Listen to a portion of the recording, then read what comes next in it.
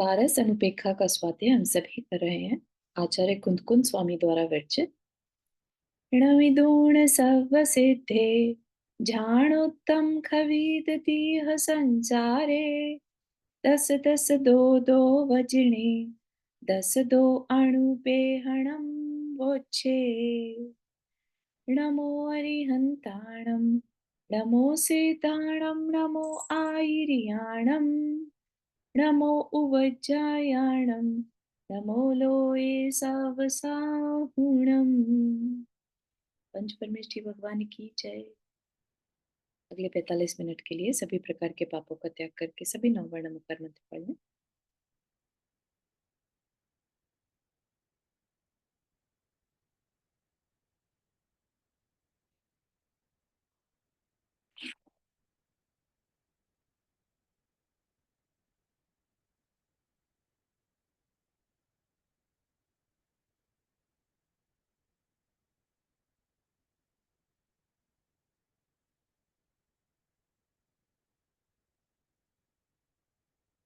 ये जो ग्रंथ हमने लिया है 12 सनुपेखा, इसके मंगलाचरण में अगर हम पहली लाइन में ही देखें, है ना, झाण उत्तम, झाण मतलब ध्यान, और उत्तम मतलब सबसे बेस्ट, उत्तम ध्यान से क्या कर लिया, दीर्घ संसार का नाश कर दिया, है ना। तो ध्यान यानी हमारा फोकस, फोकस किधर है, हम संसार बढ़ाने का फोकस है हमारा कि संसार घटाने का फोकस है, ठीक है ना। तो इसी चीज को ध्यान में रखते हुए 12 सनुपेखा ग्रंथ लिखा गया, ताकि हमारी दृष्टि किधर है उस चीज को हम, हमारा ध्यान, दृष्टि मतलब ध्यान, है ना, हमारा फोकस किधर है। तो हमारे फोकस को ठीक करने के लिए 12 सनुपेखा शास्त्र जी जो है आचार्य ने हमारे लिए लिखा, ठीक है। तो हमने बहुत सारी चीजों के बारे में अपनी दृष्टि को ठीक किया कि हम ये सोचे कि हम सब कुछ बचा लें, सब कुछ समेट के रख लें अपने पास, हमेशा बना रहे, हम भी हमेशा बने रहे, है ना। बहुत सारी इवन मूवीज भी बना करती थी, पहले तो बनती ही थी, जिसमें कि वो कभी मरना नहीं चाहते, अपने आप को इमोर्टल बना लेना चाहते हैं, यानी कि मरने से सब डरते हैं, कोई मरना नहीं चाहता, है ना। जबकि पता है जाना है, लेकिन चाहता कोई नहीं। तो ये चीज को हमें रियलाइज कराया कि जो चीज होनी ही है उसके लिए इतना पकड़ के क्यों रखना है उसको। जितने टाइम मिला है उसको, मतलब फ्री माइंड से अच्छा कुछ सोचते हुए, बजाय दुखी रहने के, बजाय अपना जो चीजें हमारे पास अब नहीं रही उनके बारे में सोच के रोने के, हम जिसके लिए जीवन मिला है उस पर वर्क करें और रेडी रहें end of the life cycle की। ठीक है, सबको जाना रहता है, मुझे भी जाना है, तो मैं अपने विचारों को स्ट्रांग बनाऊं, है ना। इसीलिए हमने अभी जो समाधि हुई आचार्य विद्यासागर जी महाराज की, अगर हम उनमें देखें, है ना, जीवन भर उन्होंने निस्पृहता के साथ कुछ मेरा नहीं है ऐसा जीवन जिया, और उसको मरण के समय भी कुछ मेरा नहीं है, ये शरीर भी यहीं छूट जाना है, इतना बड़ा मैसेज सबको दे दिया। उन्होंने अपने विचार, अपने भाव एंड तक संभाले रखे। वो ही हम कर सकते हैं, हम अपने सिर्फ विचार संभाल सकते हैं, बाकी हम अपनी आयु बढ़ा लें घटा लें वो हम नहीं कर सकते, हम किसी और को अपनी लाइफ में बनाए रखें वो भी हम नहीं कर सकते। हम सिर्फ अपने विचारों को दिशा दे सकते हैं, संभाले रह सकते हैं, है ना। हम चाहें तो हर समय सोचते रहें, अरे हम अपने परिवार के बिना कैसे रहेंगे, हर समय यही सोचते रहें, या फिर हम ये सोचें कि अब तो जाना ही है, सभी को अपनी अपनी बारी में जाना रहता है, तो हम क्यों इतना मोह रखें, है ना। हम 12 भावना का चिंतन निरंतर करते रहें। आफ्टर सर्टेन एज जो है 12 भावना का चिंतन निरंतर किया जा सकता है, ठीक है। जब तक बच्चों की जिम्मेदारी है तब तक तो एक बार को फिर भी हम 12 अनुपेक्षा का चिंतन इतना गूढ़ता के साथ ना करें कि हमें गृहस्थी में रहने में तकलीफ होने लगे, क्योंकि 12 अनुपेक्षा जो है वो हमारे अंदर वैराग्य को बढ़ाने वाली है, ठीक है। जब हमें रियलिटी पता चलती है तो ऐसा लगता है कि इस संसार में अब ज़्यादा फिर रचना-पचना नहीं, है ना? हमने जब संसार अनुप्रेक्षा पढ़ी, तो हमें पता चला हम कितने लंबे समय से पंच परावर्तन करते आ रहे हैं। तो इतने लंबे समय से करते आ रहे हैं और आगे फिर करने में लग जाएँगे। तो उसको तोड़ना है कि नहीं तोड़ना है? खत्म करना चाहिए कि नहीं? या फिर से उन्हीं दुखों को एक बार फिर से महसूस करना है, उसको सहन करना है? नहीं ना? तो ये चीज़ जब हमने 12 अनुपेक्षा में देखी, संसार अनुप्रेक्षा में, तो अंदर में वैराग्य आना स्वाभाविक है, ठीक है? इसलिए जो 12 भावनाएँ या द्वादश अनुप्रेक्षा है, वो अंदर में वैराग्य लाने के लिए बहुत कार्यकारी है, बहुत बड़ी रीज़न है, ठीक है ना?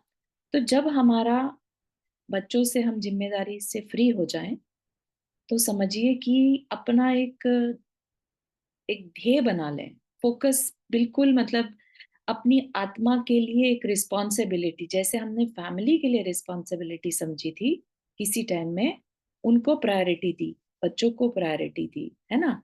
उनके लिए हमने क्या-क्या सैक्रिफाइस नहीं किए। लेकिन अब जब हम उनकी ज़िम्मेदारी से फ्री हो गए, तो हम अपनी सोल के लिए ज़िम्मेदारी बना लें। जब तक हमारे अवेयरनेस है ना? हमारी ऐसी सिचुएशन नहीं हो गई है कि हमें कुछ भी समझ में नहीं आ रहा, ठीक है ना? तो ऐसी चीज़ से हमें बचना चाहिए, ठीक है? तो हमें उस सिचुएशन में नहीं जाना तो जब अवेयरनेस है, जब हम फ्री हो गए हैं, तो हमें इस तरफ अपनी आत्मा के कल्याण की प्रायोरिटी को मतलब बहुत सीरियसली सोचना चाहिए, हल्का-फुल्का नहीं, बहुत सीरियसली क्योंकि मनुष्य आयु इन रियलिटी तो हमें साधना के लिए मिली थी। हमने गृहस्थ मार्ग चुन लिया, चाहे जो भी रीज़न हो उस टाइम, हमें कोई समझाने वाला नहीं था या घर के एनवायरनमेंट वैसा नहीं था, समाज का दबाव था, कोई भी कारण हो, है ना? लेकिन इन रियलिटी जो आचार्य बताते हैं, हमें मनुष्य आयु अपने कल्याण के लिए मिली थी, ठीक? तो हम जैसे ही मौका मिले, अपने कल्याण में लग जाएँ। फिर उस अवसर को जाने ना दें, है ना? और अब हमें सबको मालूम है कि आफ्टर 50 हमारे पास ले दे के 20-25 साल मैक्सिमम बचते हैं इन जनरल। किसी ने बहुत ही पूर्व में पुण्य किए होंगे तो 90 साल भी जी सकते हैं, लेकिन आप सोचिए उस समय कोई इंद्रियां काम नहीं कर रही होती हैं, कुछ बात नहीं समझ में आ रही होती है, तो इतना ज्यादा अपन एक्सपेक्ट नहीं कर सकते उस आयु के साथ, है ना? तो जब 50 क्रॉस कर जाएं, तो हम थोड़ा सा अपनी आत्मा को लेकर सीरियस हों, ठीक है ना? तब हम साधु जो होते हैं उनके पास थोड़ा समय बिताकर उनको ऑब्जर्व करें, ठीक है ना? हालाँकि जो आज के साधु हैं बहुत यंग एज में सब कुछ छोड़ देते हैं, है ना? तो उन्होंने तो बहुत स्ट्रेंथ दिखाई अंदर से, उन्होंने डिसाइड कर लिया मुझे घर नहीं बसाना, मुझे तो अपनी आत्मा का कल्याण करना है।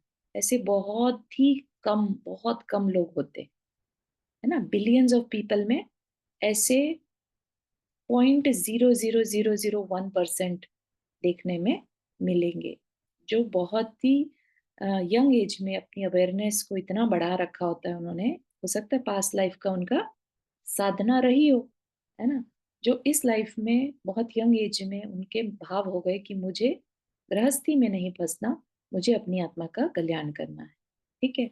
तो अगर हम फँस चुके हैं, तो हम जैसे ही फ्री हो जाएँ अपने ज़िम्मेदारियों से, तो हम अपनी आत्मा के कल्याण की प्रायोरिटी रखें। तो सबसे यही कहना है ना? हम सब बहुत अच्छी सिचुएशन में हैं, हर तरह के रिसोर्सेज़ के साथ हैं, तो हम इस टाइम को बिल्कुल भी वेस्ट ना करें, ठीक है?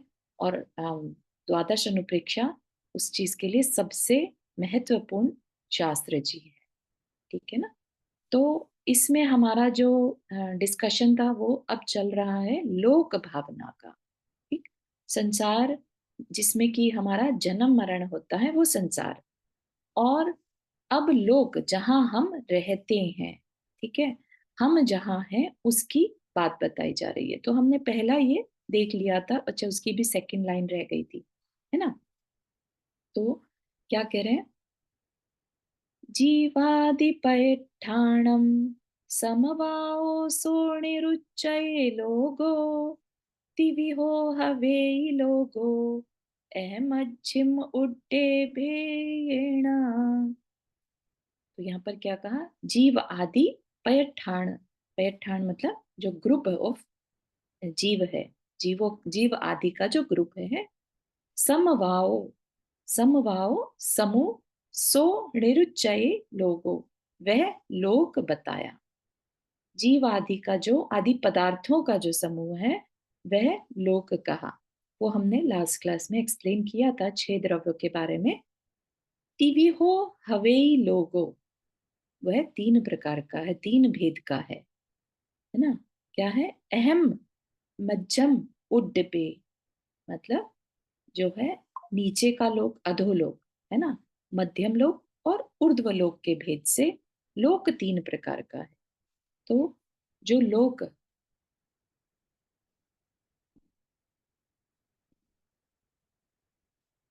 हम्म, तो लोक 3 प्रकार का है। जो ये हम देखते हैं ये लोक का नक्शा है ना? लोक ऐसा समझ लीजिए कि हम जहाँ रहते हैं वो सेंटर में रहते हैं इसके, यहाँ पर, ठीक है ना? और ऊपर में क्या है? ऊर्ध्व लोक, नीचे में अधोलोक, है ना? अधोलोक में नारकी है, बीच में मनुष्य हैं और ऊपर में देव है ना? तो इस पूरे को लोक कहते हैं। तो ये बताने की कोशिश की जा रही है ताकि हमें ये पता रहे कि हम, जब हमने संसार अनुप्रेक्षा पढ़ी थी, है ना, तब हमें कहा गया था हमने लोक के हर क्षेत्र में जन्म ले रखा है।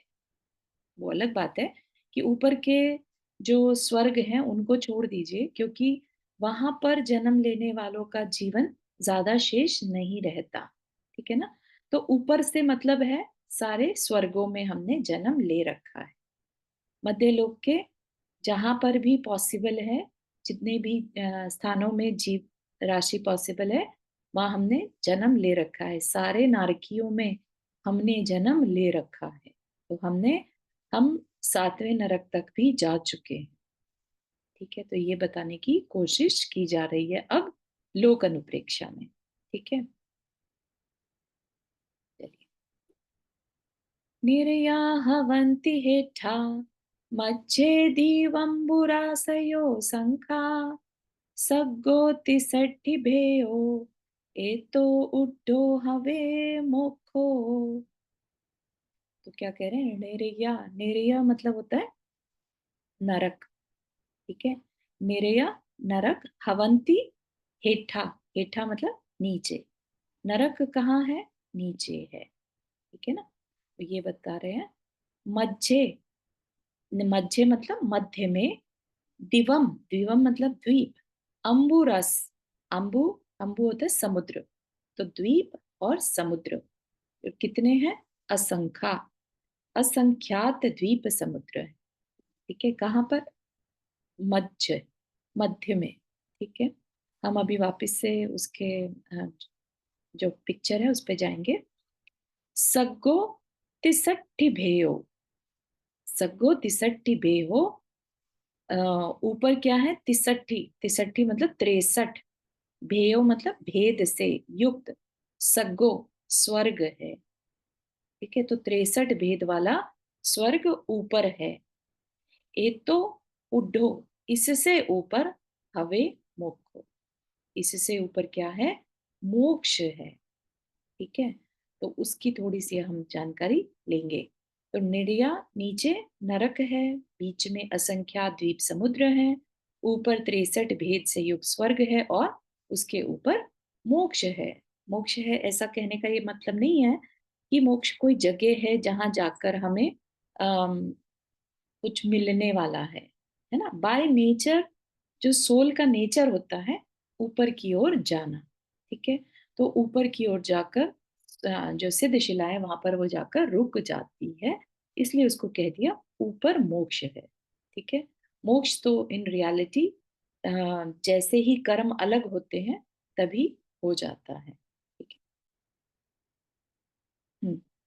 तो ये लोक है, मध्यलोक, ऊर्ध्वलोक, अधोलोक, इसमें हम रहते हैं, इसको 3 पार्ट में बांटते हैं, इसलिए 3 लोक कहा जाता है। ठीक है, तो ये 7 नरक हैं। ठीक है, 7 नरकों की ये अलग अलग भूमियां हैं। नरकों में दुख होते हैं, ये बात है, यहाँ पर उसको एक्सप्लेन नहीं किया गया है। तो इसको हमने जब दूसरे शास्त्र जी पढ़ा था तब बहुत अच्छे से समझा था। तो यहाँ से चलकर हम अभी जो चर्चा आई है वो है 63 पटल की, है ना। 63 पटल होते हैं ऐसा कहा हमें। 63 भेद से युक्त स्वर्ग है। ठीक, और नरक तो हमें समझ में आ गया, नीचे है। और मध्य में क्या है? असंख्यात द्वीप समुद्र। भले ही हमें सुनने में क्या आता है? 2.5 द्वीप। ठीक है, जब हम पूजा आदि भी करते हैं तो 2.5 द्वीप में विराजमान, है ना। तो ऐसे हम मुनि महाराज की चर्चा करते हैं 2.5 द्वीप, लेकिन इन रियलिटी असंख्यात द्वीप समुद्र है। असंख्यात का मतलब ऐसी संख्या जिसे काउंट नहीं किया जा सकता, इतने द्वीप समुद्र। सर्कल, पहले एक समुद्र, फिर द्वीप, फिर समुद्र, फिर द्वीप, है ना। और सबसे सेंटर में जम्बू द्वीप होता है। तो पहले द्वीप, फिर समुद्र, फिर द्वीप, फिर समुद्र, ऐसे। और सब डबल डबल होते जाते हैं। ठीक है, और सिर्फ 2.5 द्वीप में मनुष्य रह सकता है। उसके अलावा बाकी द्वीप समुद्र में जो है तिर्यंच रहते हैं। ठीक है, तो इतनी चर्चा। और ऊपर के 63 भेदों से युक्त स्वर्ग है, तो इसको थोड़ा सा अपन देख लेते हैं। वैसे तो अगले जो गाथा है उसमें भी सेम ही डिस्कशन हमें मिलने वाला है कि इसको अलग से क्यों बताया। ठीक, तो 63 जो 16 स्वर्ग हैं उनमें टोटल 52 पटल हैं और बाकी के और ऊपर है। तो 63 पटलों की बात करी, 63 तरह के स्वर्गों की बात करी। ठीक है, तो जो ऊपर का एरिया होता है से, आप ये देख रहे हैं ऐसे, जो ऊपर का ये हमारा हिस्सा था, राइट, उसमें बिल्कुल यहाँ पर तो आ जाएगा सुमेरु पर्वत। ठीक है ना, सुमेरु पर्वत से सिर्फ एक बाल के बराबर जगह होती है, उसके ऊपर से विमान, स्वर्ग का विमान शुरू हो जाता है। ठीक है ना, तो जो विमान का क्या मतलब है? विमान जिसमें देव रहते हैं। ठीक है, स्वर्ग में जो देव हैं वो विमानों में रहते हैं, बहुत विशालकाय कह लीजिए। प्लैनेट्स जिसे कहते हैं ना, कि प्लैनेट्स में लोग रहते हैं, ऐसे ही देव जो हैं वो विमानों में रहते हैं। ठीक है, तो ऊर्ध्वलोक की व्यवस्था को थोड़ा सा बताया जा रहा है यहाँ पर। ऊर्ध्वलोक में 16 स्वर्ग होते हैं। कुसुम आंटी आपने हाथ रेज किया। हाँ, वो तो विमान है, तो हम जो प्लेन में बैठे ऐसा विमान होते हैं? नहीं, ऐसा विमान नहीं। विमान बेसिकली महल समझ लीजिए। ठीक है, अच्छा बहुत विशालकाय महल है। अच्छा। ठीक हाँ है, महल भी क्या कहेंगे, महल भी नहीं कह सकते, नगरियां हैं अपने आप में। ठीक है, उन नगरियों को विमान कहा। अच्छा। ठीक है, बहुत बहुत असंख्यात योजन, आप सोचिए, इतने बड़े बड़े जो हैं उनके रहने के स्थान हैं। हम्म, ठीक है? हम्म, तो व्यवस्था क्या बनती है कि 16 स्वर्ग होते हैं पहले। ठीक है, फिर कल्पातीत देव होते हैं, जिनको कि हम क्या कहते हैं? 9 ग्रैवेक, 9 अ, अनुत्तर और 5 अनुदिश विमान। ठीक है, तो वो भी अपने आप में स्वर्ग हैं, अच्छे वाले जो बेटर स्वर्ग होते हैं वो वाले। तो 16 स्वर्ग और उनके ऊपर कल्पातीत, इनको कल्प में लिया जाता है, कल्पवासी। और उनके ऊपर जो होते हैं उनको हम कल्पातीत कहते हैं। क्यों कहते हैं? कल्प का मतलब होता है व्यवस्था, जहां इंद्र प्रतींद्र सामानिक लोकपाल आदि जो व्यवस्थाएं हैं, जो जहां पर ऐसी व्यवस्थाएं हो उनको कल्प स्वर्ग कहते हैं। ठीक है, और ऐसी जगह जहां पर कोई डिफरेंस ही ना हो, सभी अपने आप में इंद्र हो, तो उस व्यवस्था को क्या कहते हैं? कल्पातीत। कल्प से अतीत। ठीक है। तो अतीत का मतलब जहां कल्प नहीं है। कल्प मतलब ये स्ट्रक्चर। जैसे हर देश का एक स्ट्रक्चर होता है ना, सरकार कैसे चलेगी, प्रधानमंत्री है, उप प्रधानमंत्री है, फिर अपने अपने राज्यों के मंत्री हैं, है ना। कोई सजेशन देने वाले मंत्री हैं, तो कोई गृह मंत्री, राज्य मंत्री, ऐसे जो भी हैं। तो वो क्या व्यवस्था, जब देश चलाने की व्यवस्था को क्या कहेंगे? कल्प व्यवस्था। ठीक है। और जहां कल्प की जरूरत ही नहीं है, सब अपने आप में इतने डिसिप्लिन्ड हैं कि किसी को किसी पर रूल करने की जरूरत नहीं है, तो उसको क्या कहते हैं? कल्पातीत। वहां सब के सब इंद्र होते हैं, तो उनको क्या कहते हैं? अहमिंद्र। ठीक है ना।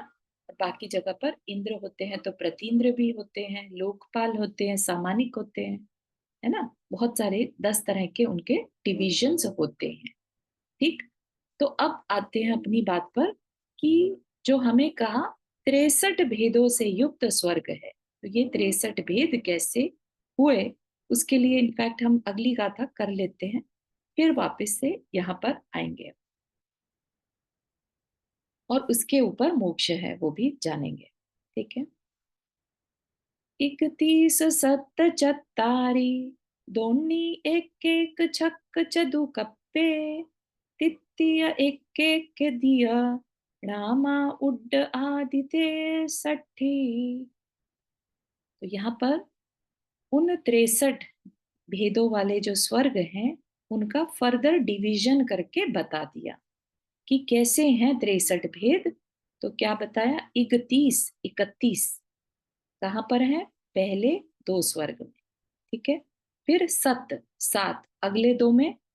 तो उनके नाम बता रखे हैं यहाँ पर, हालांकि हमें जरूर नहीं है यहाँ पर नाम याद करना, बट बता रखे हैं। सनत कुमार माहेंद्र कल्प में 7, फिर ब्रह्म और ब्रह्मोत्तर कल्प में चत्तारी 4। ठीक। फिर लांतव और कापिष्ठ कल्प में 2, फिर एक एक, एक एक, तो शुक्र और महाशुक्र कल्प में 1, शतार और सहस्रार कल्प में 1, आणत प्राणत और अच्युत, इन 4 अंत के कल्पों में 6। इस तरह के 16 कल्पों में, 16 स्वर्गों में कुल 52 पटल है। ठीक। तो अभी चित्र देखते हैं अपन। तृतीय एक एक दिया, क्या कह रहे हैं? इसके आगे तृतीय जो ग्रैवेक होते हैं, उसके 3 भाग हैं, अधोग्रैवेक, मध्यम ग्रैवेक और उपरिम ग्रैवेक के त्रिक में प्रत्येक के 3 अर्थात 9 ग्रैवेक होते हैं, तो उनके 9 पटल हैं। राइट। पटल, अच्छा पटल बता दें। पटल मतलब होता है एक तरह से, जैसे हम देखते हैं ना बिल्डिंग्स होती हैं एक के ऊपर एक, फ्लैट्स या स्टोरीज, स्टोरीज होती है ना, उसको पटल कहते हैं। ठीक है। तो फॉर एग्जाम्पल कह रहे हैं सौधर्म और ईशान कल्प में 31। तो सौधर्म और ईशान स्वर्ग जो हैं, जैसे ये है, इस एरिया में 31 पटल होंगे। ठीक है। एक के ऊपर एक, ऐसा डिस्टेंस होगा थोड़ा थोड़ा। ये काफी बड़ा एरिया है एक्चुअली, क्योंकि यहाँ पर क्या लिखा है? कुछ कम 1.5 राजू। बहुत बड़ा एरिया है। इसी के अंदर 31 पटल, 31 लेवल्स ऑफ स्वर्ग आ जाएंगे। ठीक है। तो पहला युगल क्या होता है? सौधर्म ईशान। ठीक। तो सौधर्म ईशान जो है, सौधर्म और ईशान स्वर्ग हैं, उनमें 31 पटल हैं, 31 माले हैं, 31 लेवल्स हैं। और उन सबका जो इंद्र है सौधर्म, इंद्र सौधर्म स्वर्ग को देखता है, इंद्र होता है, यानी कि 31 माले जो हैं उनको आधा बांट दीजिए, तो आधे को सौधर्म स्वर्ग इंद्र देखता है और आधे को ईशान। तो बहुत सारे उनके विमान उसमें वो होते हैं, मतलब बहुत सारे का मतलब असंख्यात, को काउंटिंग ही नहीं रहती, इतने विमान वहां पर हैं। ठीक है। तो अनुदिश का एक और अनुत्तर विमानों का एक पटल है। इस तरह सब मिलाकर ऋतु आदि 63 पटल है। ठीक है, तो यहाँ पर ये सिर्फ मीनिंग देखा हमने, अब हम इसका एक्सप्लेनेशन समझेंगे। ठीक है, क्या बताया है, तो हम वापस से चलते हैं, तो हमारा पिक्चर था।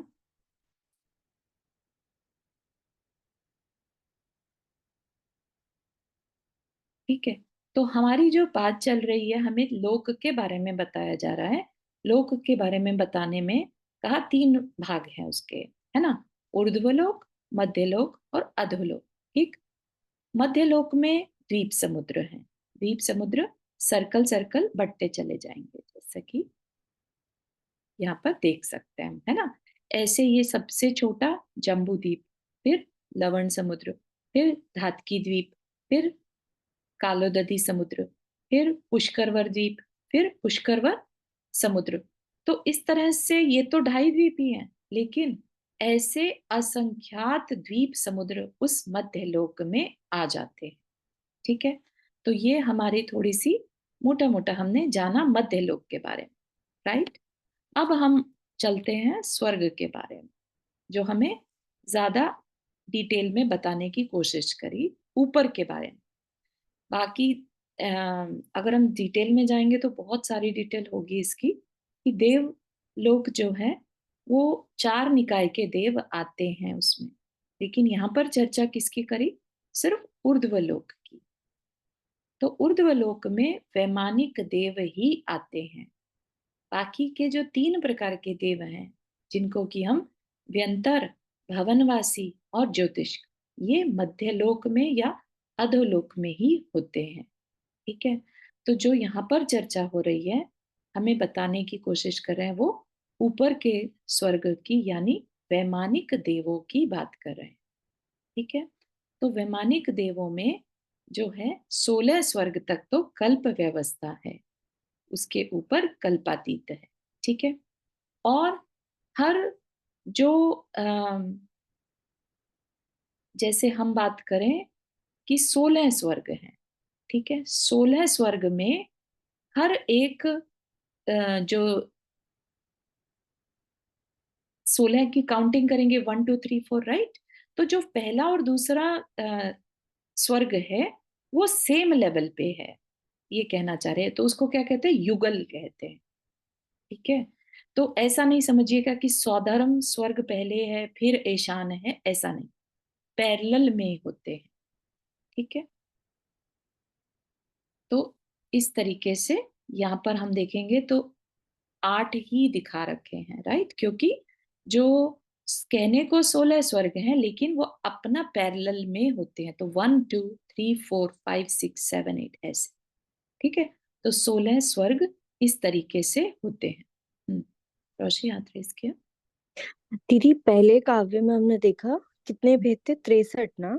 राइट, तो 63 भेद को आपने अगले काव्य में बताया, तो जो हम भेद और जो इनने ये पटल बताए हैं, जैसे सौधर्म और ईशान कल्प में 31, तो ये भेद और पटल को हम समान ही समझे हाँ, बहुत अच्छा कि ये। क्वेश्चन, बहुत ही अच्छा क्वेश्चन है, कि क्या होता है, हर पटल पे एक सेंटर में, अभी आगे उसकी चर्चा होनी है, हर पटल पे, हर लेवल पे सेंटर में एक इंद्रक विमान होता है। ठीक है, तो उस इंद्रक विमान से काउंटिंग करते हैं। ठीक है, कितने इंद्रक विमान, तो 63 इंद्रक विमान। ठीक है, तो उस अपेक्षा से कहा 63 स्वर्ग। ठीक है, जितने इंद्रक विमान उतने स्वर्ग, तो हर पटल पर एक इंद्रक विमान होता है, तो 63 इंद्रक विमान तो 63 पटल। ठीक है, हाँ, ठीक है। तो पटल का मतलब तो स्टोरीज हैं, राइट, लेवल्स हैं, लेकिन उसमें भी हर लेवल पर जो स्वर्ग हैं, राइट, उनके विमान हैं, उनमें एक इंद्रक विमान होता है, सिंगल होगा, बाकी श्रेणीबद्ध और प्रकीर्णक होंगे, वो भी बताते हैं। तो इंद्रक विमानों की संख्या को काउंट कर लिया, उसके हिसाब से कह दिया कि 63 स्वर्ग हैं। ठीक है, एक बार मैं और रिपीट करूंगी जस्ट टू हाँ, मेक श्योर दैट श्योर। मेरे को समझ आ गया। आपने बताया कि जितने स्वर्ग हैं, जितने भी स्वर्ग हैं, उन सभी स्वर्गों में अपने 63 पटल हैं, राइट? हाँ, और फिर बिल्कुल। उसमें भी हर स्वर्ग में हमारे पास विमान है, हर स्वर्ग में। हम्म। हाँ, यही बोला ना स्वर्ग आपने में कि विमान है, यस। यस, बिल्कुल ठीक है। सही है। तो इंद्र जो है बेसिकली अपनी अपनी नगरियों में रहते हैं, उन नगरियों को विमान कह दिया। ठीक है। इंद्र अपनी अपनी नगरियों में नहीं रहते, देव अपनी अपनी नगरियों में रहते हैं। उनमें से किसी एक में इंद्र भी रहता है। जैसे कि सौधर्म और ईशान के कितने पटल बताए? 31 पटल बताए। अब सब में इंद्र तो नहीं रहेगा ना, इंद्र तो किसी एक में रहेगा, राइट? तो वो सौधर्म और ईशान जो है वो पहले पटल के एक नंबर ऑफ विमान, 18वें नंबर के विमान में रहता है। ठीक है। बाकी लेकिन वो मैनेज 31 स्टोरीज के जितने भी देव हैं उन सबको मैनेज करता है, लाइक उसी का ऑर्डर चलता है। इंद्र की आज्ञा के बिना कोई देव कुछ नहीं कर सकता। इंद्र की आज्ञा सबको माननी पड़ती है। तो 31 के 31 पटलों में सबको माननी होती है। ठीक है। क्लियर हुआ रोशनी? आगे चले। हाँ दीदी, पढ़ते जाएंगे तो और समझ में आता चला राइट। जाएगा। राइट, बिल्कुल सही है। तो ये हमें बताया जा रहा है कि 63 होते कैसे हैं। ठीक है। तो अभी आपने जो समझा वो यही कि 16 स्वर्ग तक तो 52 पटल होते हैं। ये बात हमें यहाँ पर भी बता दी। ठीक है। 16 कल्पों या 16 स्वर्ग में कुल 52 पटल हैं। वो 52 कैसे हो गए? तो वो यहाँ पर बता दिया क्या, कि जो पहला युगल है या सौधर्म ईशान का पहला युगल कहें उसमें 31 है। फिर दूसरे में 7 पटल, फिर तीसरे में 4, फिर चौथे में 2, पांचवे में 1, छठे में 1, और फिर सातवें आठवें के टोटल 6। यही बात हमें यहाँ पर पूरे में बताई गई है ना। 31, 7, 4, 2, 1, 1 और 6, तो इन टोटल कर लें तो 52 पटल। ठीक। तो ये 52 पटल हमारे को बता दिए।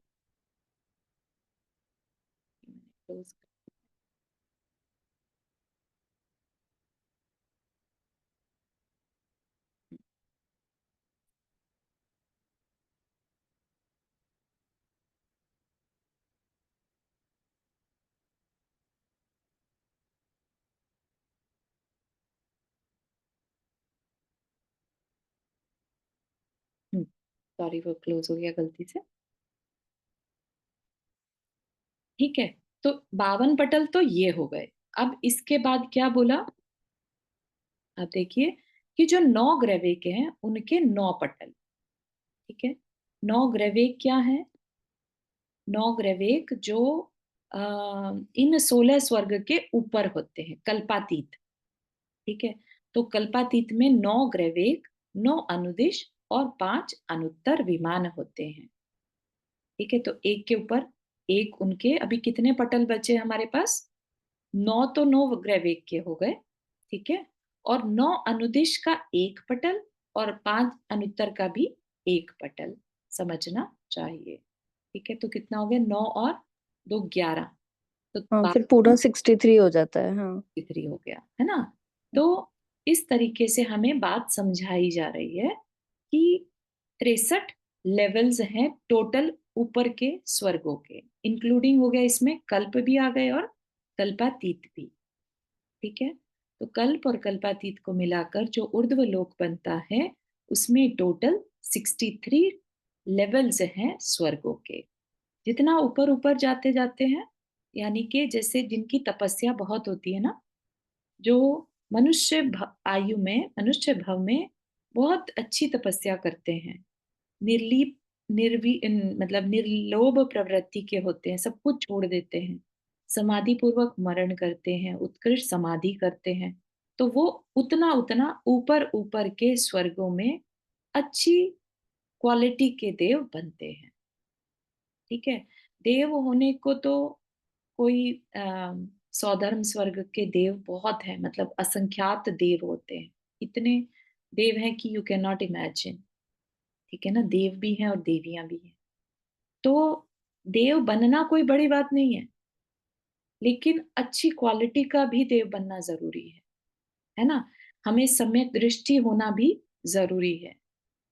तो इन 63 लेवल्स पर जो देव होंगे, 16 स्वर्ग में तो कल्प व्यवस्था है, तो वहां पर इंद्र की आज्ञा माननी पड़ेगी। ठीक है ना। वहां देवियां भी रहती हैं, राइट। आई थिंक 12 स्वर्ग तक देवियां रहती हैं, राइट।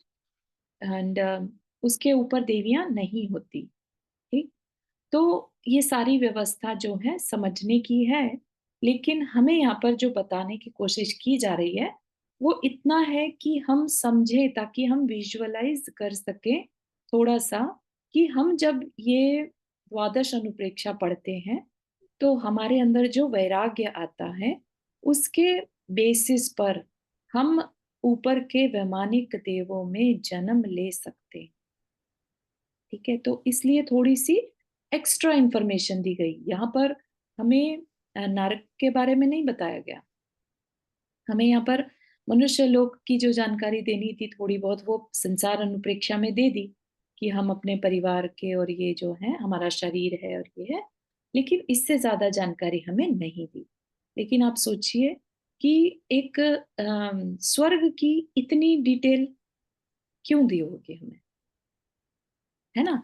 तो वो इसीलिए दी है कि जो भी द्वादश अनुप्रेक्षा को अपने जीवन में उतारता है उसके चांसेस आर वेरी हाई कि वो वैमानिक देव ही बनेगा। ठीक है। तो अपनी अ, आगे की फ्यूचर को अगर हमें संभालना है तो हम 12 अनुप्रेक्षा का चिंतन मनन करें। Roshi, do you still have question? नहीं दीदी, ठीक है। ओके। अच्छा लग रहा है पढ़ के। तो बेसिकली अभी उन्होंने जो ये बताया, तो अभी यहाँ पे बस उन्होंने एक फाउंडेशन बता दी है कि स्वर्ग का स्ट्रक्चर कैसे होता है, और अब उसमें हम और बात करेंगे। Right, right. I don't think इससे ज्यादा बात बताई जाएगी, क्योंकि यहाँ पर अलग से उनकी बस ये बता दिया कि ये 63 ऐसे ऐसे होते हैं। 16 स्वर्ग होते हैं, जहाँ पर कल्प व्यवस्था है, और बाकी के कल्पातीत हैं। ठीक है। तो फिर वो आप जैसा बोल रहे हो कि वैराग्य जगाने के लिए कि हम कैसे 12 भावनाओं का चिंतन करके ऊपर के स्वर्गों में हाँ, अच्छे देव बन सकते हैं, इसीलिए बिल्कुल। उन्होंने स्वर्ग की चर्चा करी। एग्जैक्टली, ठीक यस, है। है ना। तो हमें थोड़ी जानकारी रहे कि हम कौन से स्वर्ग ऊपर हैं और कहाँ कहाँ हैं। ठीक है। सपना, आपको कोई क्वेश्चन था? मेरा ये था कि जैसे अभी आप बोल रहे हो ना कि हम ऊपर 16 स्वर्ग में जाकर अच्छे देव बने, हम्म, तो अच्छे देव से क्या मतलब है? मतलब वहां पर भी हमें वैराग्य वाली फीलिंग हो, या उसमें भी कोई धर्म आ जाता है, जैसे जैन धर्म या कुछ इस टाइप का हाँ, धर्म आ जाता है? बहुत अच्छा। तो जब हम यहाँ पर रहकर और 12 भावनाओं का चिंतन करते हैं, उसे जीवन में उतारते हैं, और उसके कारण हमें सम्यक दर्शन हो सकता है ना। तो हम सम्यक दर्शन के साथ जब स्वर्ग में जाते हैं तो हम सम्यक दृष्टि देव कहलाते हैं। वहां पर जाकर भी हम जो लग्जरीज हैं उनसे डिस्टर्ब नहीं होते फिर। ठीक है। तो वहां पर भी धर्म चर्चा करना, वहां पर भी देव आपस में धर्म चर्चा कर सकते हैं, है ना, तत्व चर्चा कर सकते हैं, करते ही रहते हैं। तो इस हम्म। तरह से हम अपना कल्याण कर सकते हैं। और वहां जाकर अगर हमने कंफर्ट में जिंदगी बिताने की सोच ली, जो मिथ्या दृष्टि देव करते हैं, है ना, तो हम अपना जो है अपनी आगे का फ्यूचर वो खराब कर लेंगे। क्योंकि जो मिथ्या दृष्टि देव होते हैं जब वो आयु पूरी होती है उनकी, तो उनको वहां के दुख बहुत तकलीफ देता है कि अरे ये सब कुछ छूटने वाला है मुझसे, है ना। तो फिर वो अपने लिए अगली आयु जो है वो खराब कर लेते हैं। तो इसका मतलब अगर हम वहां पर हमें पता चल जाता है कि हम मरने वाले हैं तो दुख ज्यादा होता है, तो हाँ इसका मतलब मनुष्य गति में हमें पता नहीं है कि हम कब मरने वाले हैं, तो एटलीस्ट हमारा थोड़ा सा एटलीस्ट, कर्म अच्छे बनते रहते हैं, राइट? बिल्कुल बिल्कुल। तो अपना लास्ट सेकंड तक हमें अपने पंच परमेष्ठी का ध्यान करते रहना चाहिए। इतना बताया है कि आयु अगर पूरे जीवन काल में नहीं बंधी तो लास्ट का जो समय है, एक समय जो कि सेकंड का भी असंख्यातवां भाग होता है, उसमें भी बंध सकती है, राइट? तो जैसे भाव उस समय होंगे, किसी को पूरा टाइम तो अच्छे भाव नहीं आए, लेकिन एकदम मरण समय उसके भाव अचानक से ऐसे हो गए कि बस अब मेरा कुछ नहीं, मुझे सब कुछ छोड़ना है ना? इतना सोचने मात्र से और उसी टाइम आयु बंध गई, है ना? ओके। तो वो इमीडिएटली अपने लिए देवायु में चला जाएगा। इतना मैटर करता है, तो अवेयरनेस बहुत जरूरी ओके, है। Thank you. Sure. हाँ, वर्षा जी आपने हाथ रेस किया। हाँ जी, जय जिनेन्द्रा। मैं लेट हुई ज्वाइन, लेकिन मेरा ये प्रश्न था, अब हमने सुना है कि लाइक लास्ट स्टेज में जब मरने के रहते हैं तो वेदना बहुत होती है, हाँ जी। जन्म के टाइम और मरण के टाइम। तो उस वेदना का कैसे गिनते हैं? गिनते हैं मतलब गिनते मतलब हम लाइक संभाव में है, मरने से डर नहीं है, सोच के रखा है बस मृत्यु आती है तो भले आए, हमें क्षमता भाव धारण करना है। लेकिन बोलते हैं कि जब मरण नजीक आता है तो वेदना शरीर के अंदर बहुत होती है। बढ़ जाती है, पीड़ा होती है मतलब। बिल्कुल बिल्कुल। तो उसको कैसे, मतलब पता नहीं चला मुझे। अम, देखिए, वेदना इतनी होगी तो कोई भी होगा उसका मन थोड़ा दहल जाएगा ना, होता है कि बिल्कुल। लाइक हाँ तभी तो तभी साथ में जो वो जो संलेखना कराने वाले होते हैं, they have to be very strong. Okay. बहुत अंदर से स्ट्रेंथ चाहिए रहती है कराने वाले के अंदर भी, करने वाले के अंदर तो अवेयरनेस चाहिए ही चाहिए, है ना? हाँ, हम सोचते हैं कि हर समय हाँ, संभाव में रहे, भले मृत्यु आए, हमें डरना नहीं है, भय नहीं करना है, लेकिन उसकी पीड़ा इतनी होती है तो मुनि महाराज भी डगमगा जाते हैं, इतनी हाँ, वही तपस्या। मैंने सुना है तो मैं बोली कैसे होता होगा। तो नहीं, it is very very hard. उसके लिए ही शांत परिणाम रखना बहुत जरूरी है। बहुत जरूरी है। तो भावना ही भानी है तो हमें कि बिल्कुल। कोई भी वो भी पीड़ा हो फिर भावना भी भी शांत रहना है। भावना के समाज में साथ मरण का मतलब ये नहीं होता कि आखिरी टाइम में आपको है ना भाव को कंट्रोल वो होना बहुत डिफिकल्ट है। इसलिए आपकी जिंदगी जीवन ही है ना समाधि पूर्ण होनी चाहिए। उसका अभ्यास करते रहेंगे तब तो उसी अभ्यास से प्रैक्टिस से आपका आखिरी टाइम पे भी हाँ, अंकल आपकी आपका आवाज ब्रेक हो रही है हाँ, थोड़ी। ब्रेक हो रही है, समझ आ गया, लेकिन मेरा मतलब इसी से ही अपने था कि सम्मिशन पीड़ा बहुत होती है ना उस मतलब टाइम। है वो अंकल, चेतन अंकल, आपकी हाँ आवाज तो ब्रेक हो इसीलिए तो रही है। आप जब भेद ज्ञान होगा आपका शरीर है आप सुन नहीं पा रहे हैं शायद वो आपको। हम्म, हम्म, ठीक है। तो यस, तो समाधि करना आसान नहीं रहता, तो उसके लिए शांत परिणाम का होना बहुत जरूरी है। ठीक है, तो यही बात जो हमें 12 अनुप्रेक्षा है, वो हमारे अंदर शांत परिणाम लाने में ही कारण बनती है।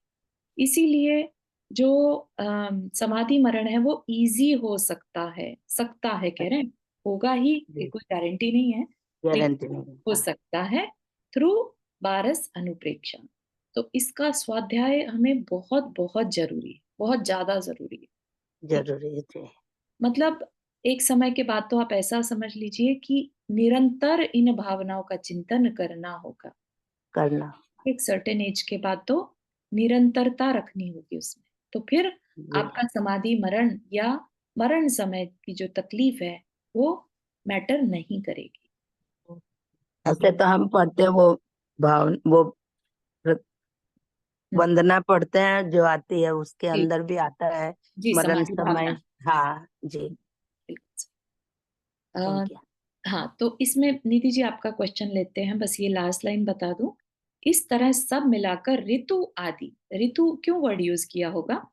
ऋतु क्या है? बेसिकली जो सौधर्म इंद्र का जो पहला पटल है ना, उसके सेंटर का जो इंद्रक विमान है, इंद्रक विमान बता देते हैं। सेंटर के जो विमान होते हैं उनको इंद्रक विमान कहते हैं। फिर उनके चारों तरफ 62 62 अलग विमान लाइंस में रहते हैं। उनको क्या कहते हैं, श्रेणीबद्ध विमान। ठीक है, और उसके अलावा असंख्यात, ये क्या है, प्रकीर्णक विमान, छिटके हुए जैसे तारों की तरह, ऐसा। ठीक है, तो जो सेंटर का विमान है उसका नाम होता है ऋतु विमान।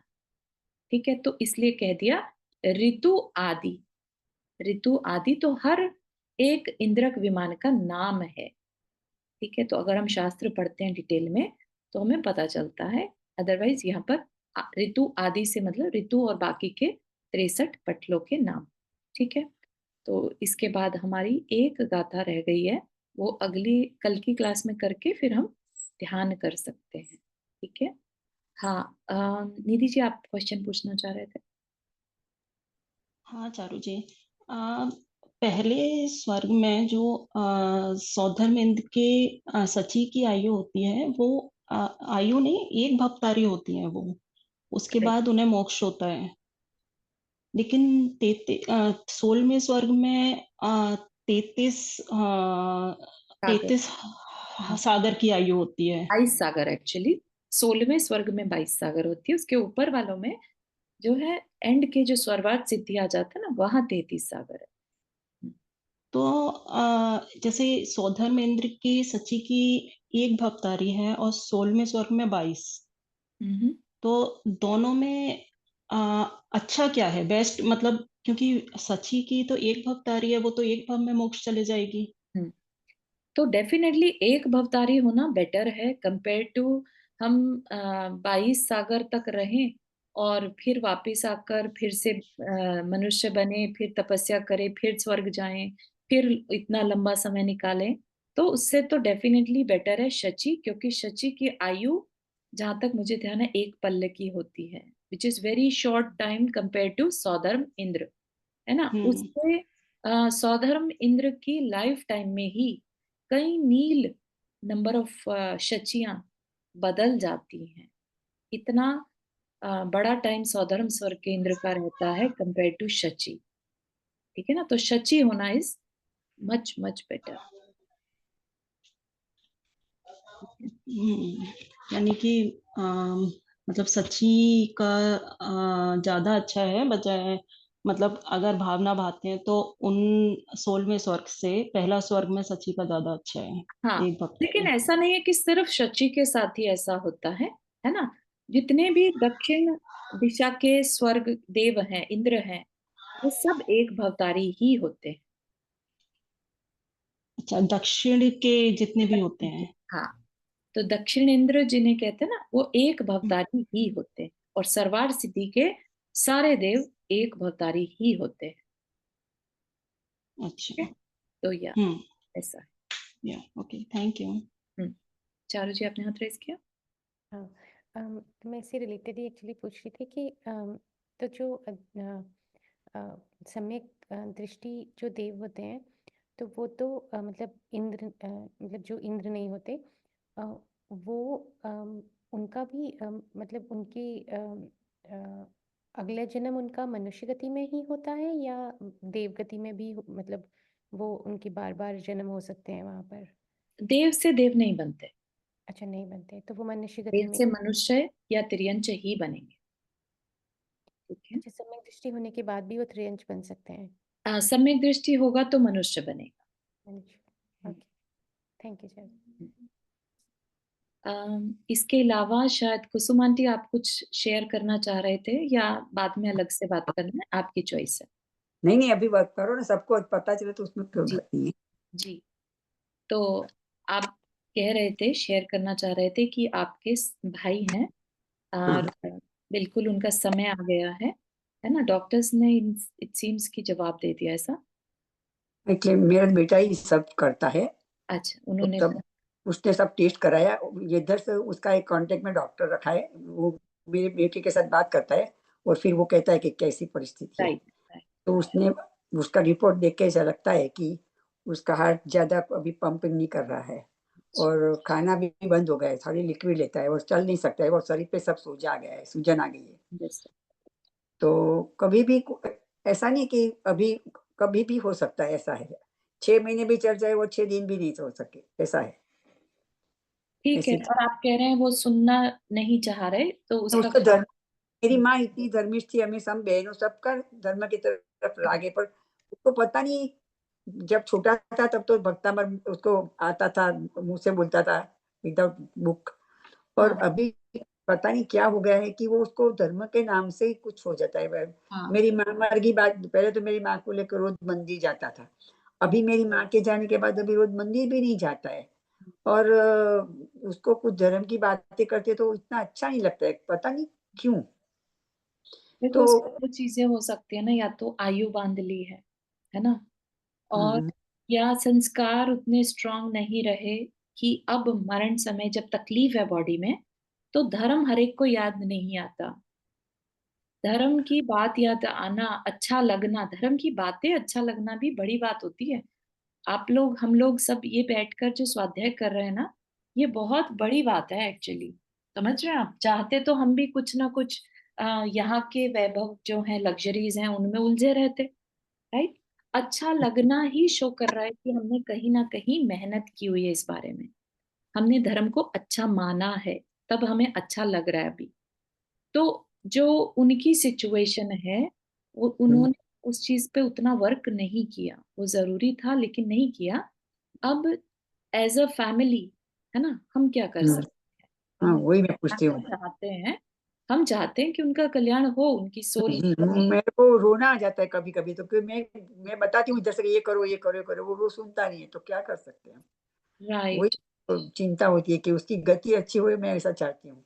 Right right right. तो एक्चुअली वैसे तो ऐसे में किसी महाराज जी या भैया जी लोग से बात करेंगे तो ज्यादा अच्छा है, हाँ, लेकिन मैं वही सोचती थी, मैं वही सोचती हूँ कि बिल्कुल वो कुछ ऐसा ज्ञानमती गाइड करें वैसे। ज्ञानमती माता जी है ना, हम्म, उसके बाद जो जीवन प्रकाश जी इधर आए थे, पता है हाँ ना जी, आपको? Yes yes yes. वो मेरी बहन अंजू से उसको कांटेक्ट ज्यादा है, करेक्ट करेक्ट। तो मैंने उसको कल, वो भी इंडिया गई थी अभी, कल 2 दिन पहले आई है, हाँ, तो वो उसको बात बेस्ट, किया, तो अभी वो कांटेक्ट कर रही है। बेस्ट है ऐसे में। फैमिली हाँ। जो भी आसपास है, इफ हम्म, दे आर, है ना, जो हम्म। मरीज है, जो बीमार है, या जो होश में ही नहीं है, उनसे ज्यादा उम्मीद नहीं नहीं, रख। होश तो है, होश में है, बातें सब सुनता है, वो जवाब भी देता है। हाँ हाँ, मतलब मेरा कहने का मतलब था अवेयरनेस अपनी सोल के लिए। हाँ, राइट वो राइट अपनी राइट। सोल के लिए अवेयरनेस नहीं है ना, हाँ। तो ऐसे में जो बाकी के आसपास के लोग हैं, है ना, वो अवेयरनेस रखें कि इनकी आत्मा का कल्याण कैसे हो, है ना।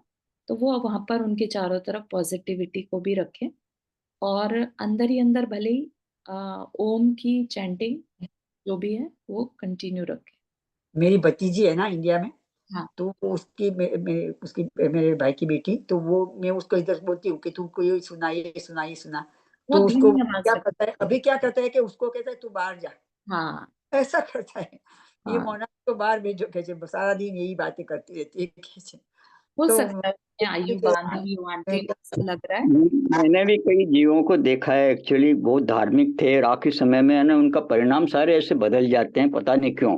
इसके कई कारण होते हैं, क्योंकि एक अपन ने ये भी सुना है, जैसी मति वैसी गति, वैसी जैसी गति वैसी मति, हाँ, ऐसा भी हो वही जाता है, गति मति के तरह ही हो जाते। बिल्कुल है। बिल्कुल, हम चाहते हैं कि वो अच्छी अच्छी गति हुए, तो सही हम बात उसके है। अपने को होप नहीं छोड़नी लास्ट मिनट तक, राइट ठीक है ना। राइट।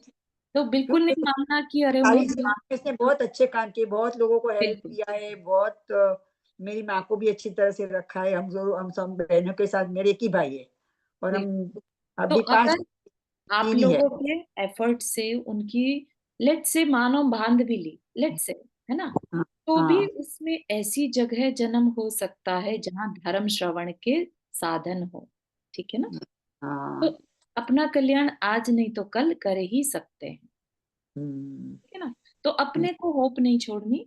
अगर बस हम, मैं वही चाहती थी कि उसके लिए मैं, हम क्या कर सकते, तो आपने जो बोला ना, वही मैं सोचती थी कि मुझको कोई जो ज्ञानी है, उसको, उसके पास कुछ कहे उसका, कि उसका माइंड थोड़ा चेंज हो जाए। बिल्कुल बिल्कुल अपनी हाँ, सद्भावनाएं उन तक पहुंचाते रहिए, और हाँ, उनका भी थोड़ा मति अच्छी हो, हम सब यही भावना भाते हैं, है हाँ, सच ना? सही सही जिंदगी। जिनवानी स्तुति। जावानी के ज्ञान से सुझे लोकालोक, सोवाणी मस्तक धरो सदा देत वो दो। हे जिनवाणी भारती तो ही जपो दिन रैन, जो तेरा शरण आ गए सो पावे सुख चैन। 9 बार नमन करना।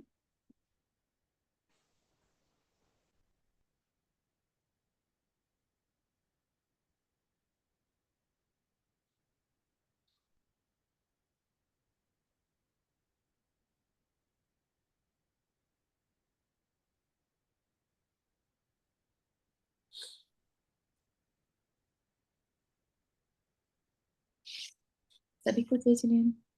जय जिनेन्द्र। जय जिनेन्द्र। जय जिनेन्द्र सभी को। सभी को जय जय जिनेन्द्र जय। सभी को। जय जिनेन्द्र।